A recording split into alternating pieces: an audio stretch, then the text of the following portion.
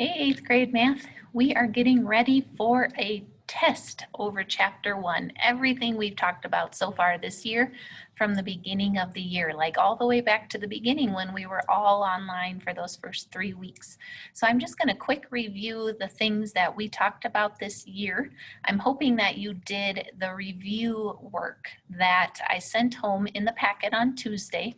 On Thursday, we are going to play a review game in class just to get us ready. So I want to go over the topics with you, and then I will be sending home the test for you to do at home in your packet on Friday. So you should complete that before you turn in your packet next week, Tuesday. You may use your notes for the test. You may look back at videos if you need help. I want you to do the best that you can. So if you need to use your notes to help you, I'm okay with that for this test. So we started off talking about integers. Our whole chapter was on integers, but we just talked about the idea of a number and how it could be positive and negative based on what description we gave it. So we said like 10 degrees below 0, we would have a negative integer.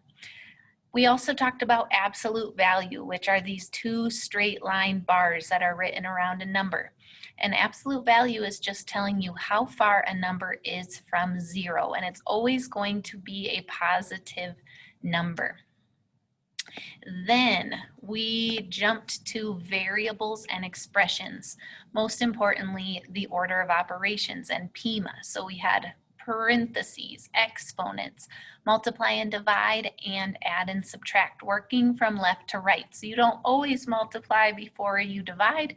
You do whatever appears on the left first.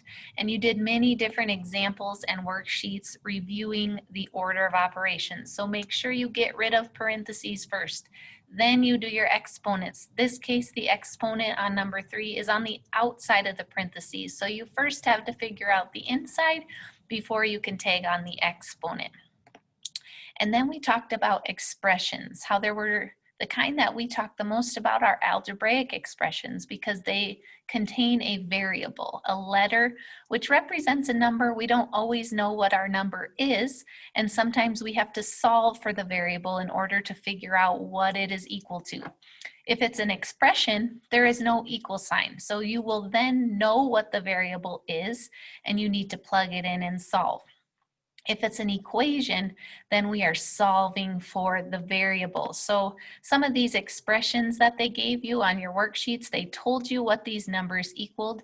You plugged them in for the letter, and then you used your order of operations to solve.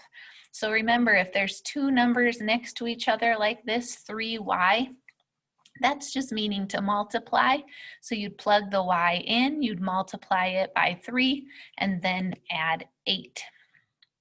Then we went into all the different operations that our integers could do. So we started with adding integers, and I tried to get you to memorize that song. If they have the same sign, you're going to add them and keep the sign. So even if they're both negative numbers, you're going to add them and keep the sign negative. If they have different signs, you're going to subtract the two numbers and keep the sign of the larger number. Don't forget this song, sing it, it's really important. Then we moved to subtracting integers, and we said how our goal is actually to add them. We want to add the opposite. So we can't just add and change it to an adding sign without also changing the sign of the second integer. And if we did that, then we could follow our adding integers song rules. So first you needed to change the subtraction sign to an adding sign, and then you change whatever the integer is behind it. So like number 1, we would change this to a plus, and we would make the 9 negative.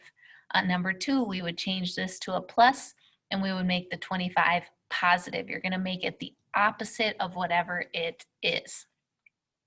Then we moved on to multiplying and dividing integers, which had a little different rule.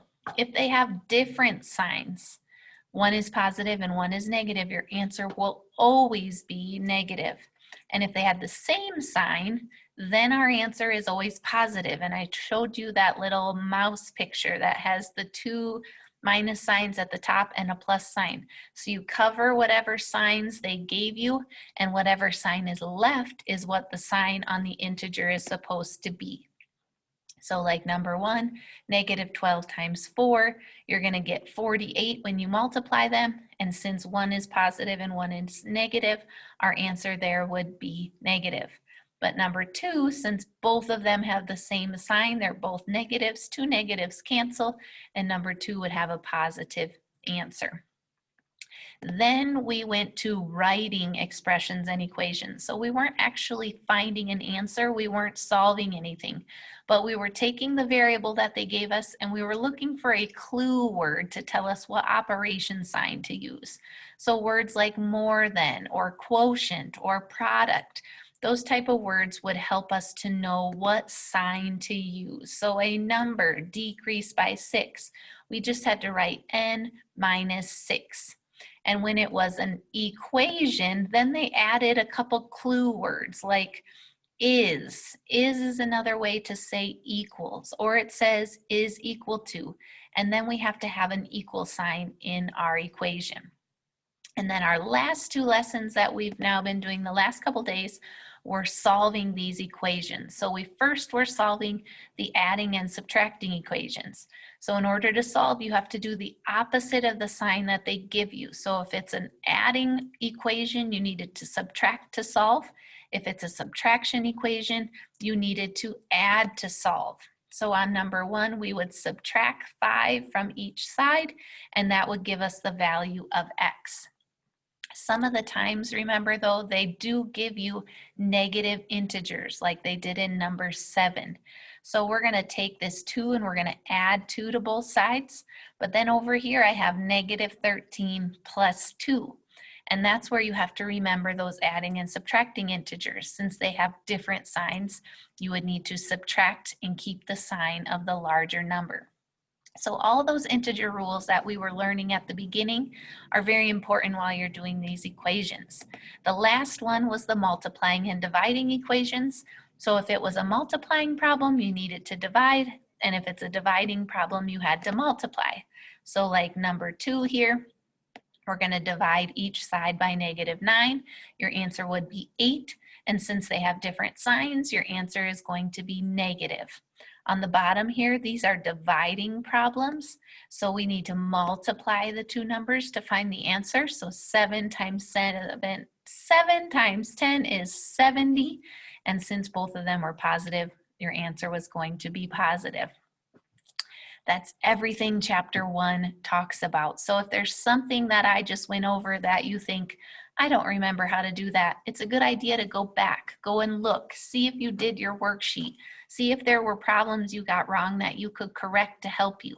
Make sure you do your review problems out of the book, and that will help you to be prepared for your test that you're going to take on Friday. Do your best. Always show me all your work.